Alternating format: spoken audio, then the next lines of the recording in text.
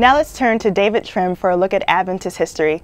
This week, a Swiss medical missionary becomes a champion of religious liberty for the Adventist Church.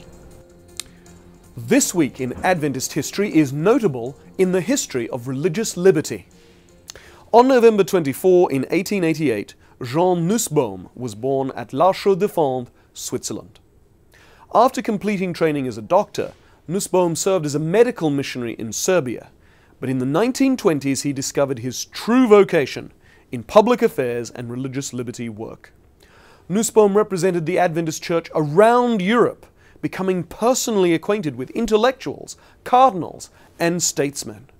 He became a champion of religious freedom, and until his death in 1967, he traveled the world as a religious liberty troubleshooter, interceding on behalf of persecuted church members and mediating between local denominational leaders and national governments and other churches to broker deals that gave enhanced freedom of belief and practice to Seventh-day Adventists. Nussbaum is a giant of Adventist history.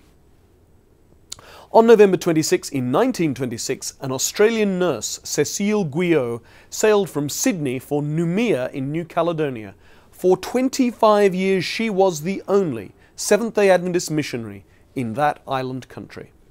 And on November 30 in 1934, three British Adventist leaders, Arthur Maxwell, W.E. Reed, R. Allen Anderson, and the American missionary leader Lewis H. Christian were received by the British Prime Minister Stanley Baldwin.